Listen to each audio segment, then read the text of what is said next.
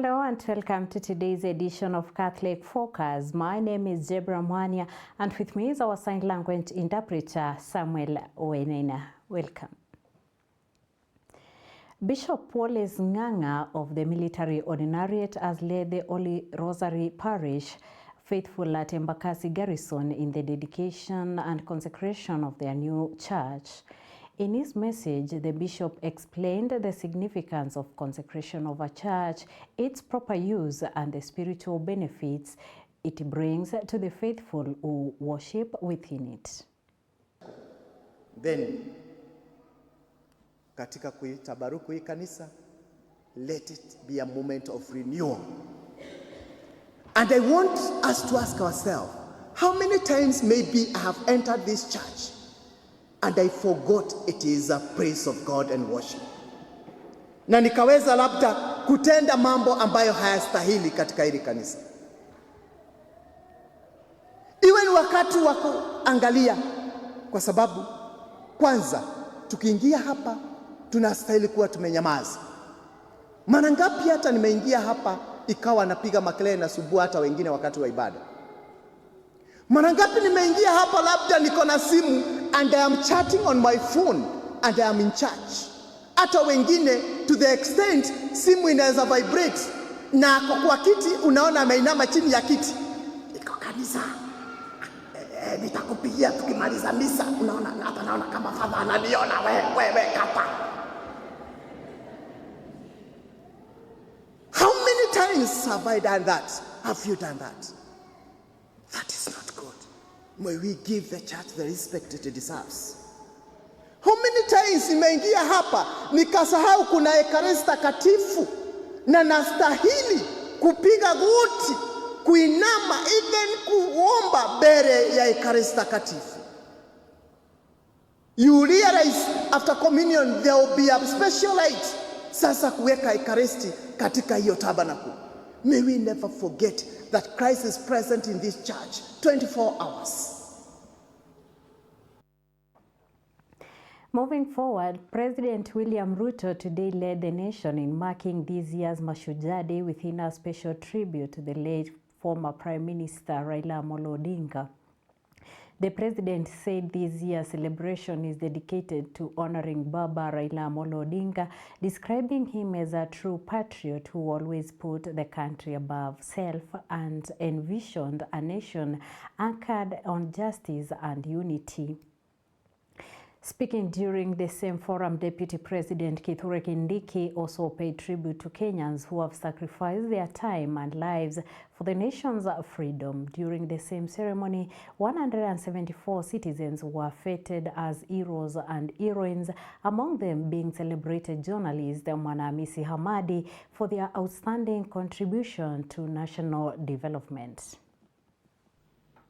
Mashujaa Day is an occasion for remembrance, for celebration, and for reflection, and also a day for renewal.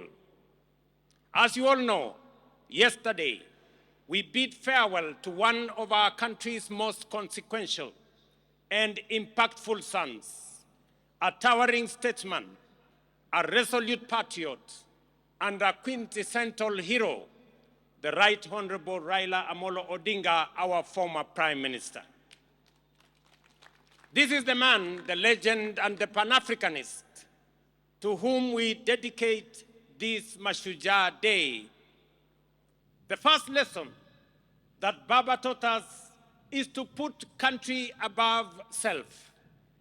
Time and again, he reminded us that no disagreement is greater than our unity, no ambition more important than our peace, and no personal interest higher than the welfare of our nation. He famously declared that he would shake the hands of his rivals, whether he won or lost, because he loved Kenya more than he loved Raila Amolo Odinga. That was the measure of the greatness of a man. Early this year, When I invited him to address our cabinet retreat, Baba reiterated the need to ensure, above all else, that Kenya remains a stable and a secure nation. He reminded us that we may hold lofty visions and great ambition, that we may dream big, daring dreams, but without a country and a stable political environment, they would remain mere wishes. Baba envisioned and fought for a nation where, in the immortal words of our national anthem, justice is everyone's shield and defender, where we all dwell in unity, peace, and liberty, and a Kenya that has plenty within its borders. We continue to remember the many people who have sacrificed their time, their lives, and their comfort for our freedom. And even at this time, as we continue to mourn the departure of our former Prime Minister, one of the greatest Kenyans to ever walk on our soil, we remember many more, those who have gone before us for selflessly protecting our sovereignty, defending our dignity, and emancipating the black person from colonial domination, for expanding our political rights and freedom.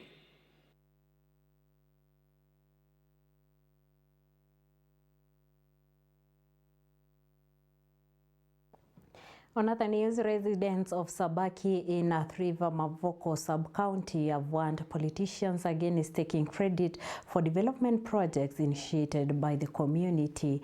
The residents, through their association, say they personally lobbied for road upgrades from the Kenya Urban Roads Authority and the county government of Machakos.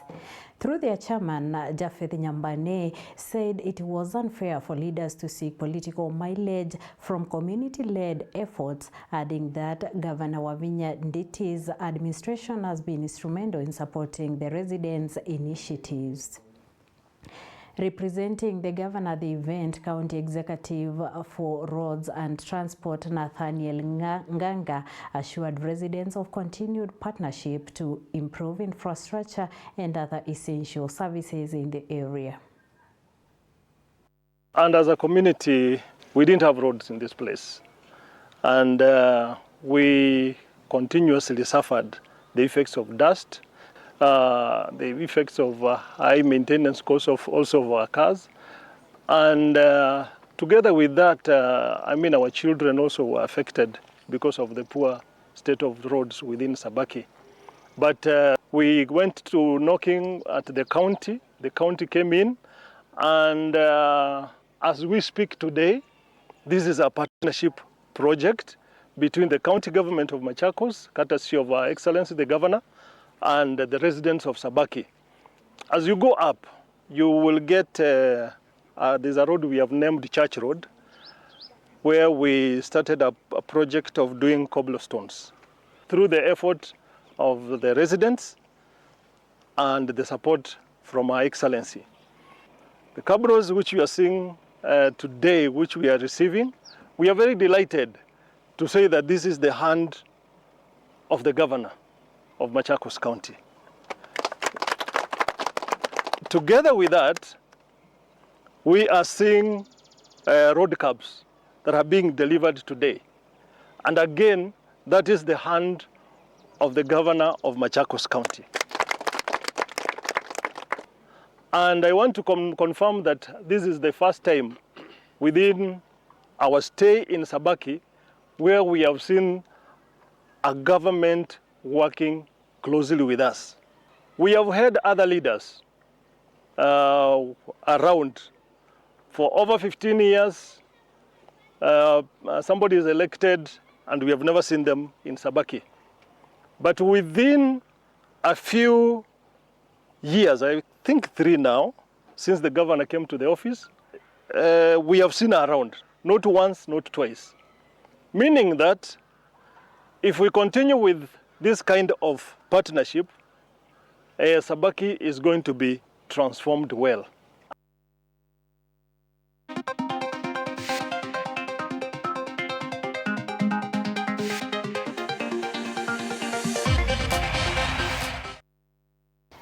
A quick check on the sports world. Week 5 of the 3rd edition of Governor Wavinya Cup football tournament has produced major upsets across Machakos County, with last year's runners-up Chevaluki FC crashing out in the group stages at Kangundo West. Kawidi FC advanced after edging Kakuyuni FC 5-4, while Kakuyuni Starlets qualified on superior aggregate. In Kangundo North, Kikampwani FC beat Kitui FC 2-0 to secure a sub-county slot, as Kawauni FC also advanced on aggregate. Moisoni FC and Kangundo Starlets will represent Kangundo Central after penalty shootout victories, while Kathome FC and Kivi Starlets booked their spots from Kangundo East. Over in Mitamboni Ward, Mwanga FC beat Ngini FC 2-0 as Mwanyweni Queens edged Mitamboni Starlets 1-0 to seal qualification. Full loading pamoja na training ya penalty shootout. At the same time ma players wakakuwa na discipline poa, tukafanya friendly mingi tu. So leo game ya leo ikianza tulikuwa fully focused tupate win mpaka tufike finali, na ikiwezekana tusiende penalty shootout, lakini ikakuwa venye imekuwa. Intention yetu ilikuwa at the kick off, kama si ndio tunaanza ball ina roll kwa flanks, tuna flow tuna score hiyo bao, lakini hii final tumekuwa held down. Defense ya opponents ilikuwa smart sana, nimeipenda. Na pia sisi defense yetu ilikuja ikapick second half, so hawakuweza penetrate na jamaa wao watatu. So sisi tumeshinda despite challenges, tumekuwa fought sana manze, tumengangana, tumejituma, kila mtu amejituma hapa hivi, but tuna thank God after everything. So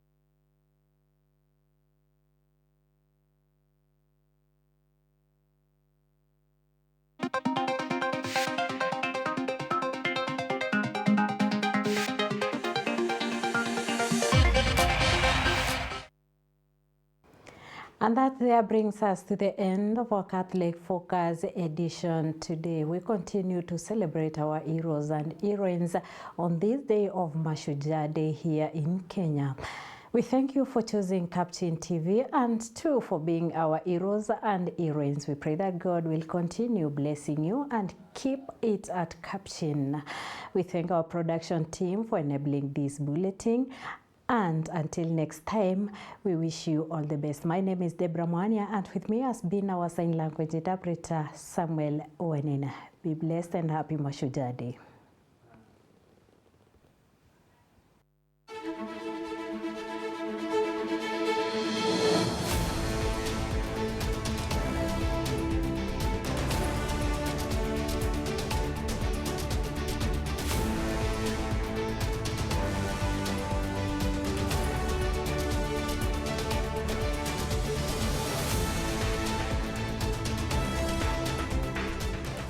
Keep watching Capuchin TV, your staunchly Catholic identity channel.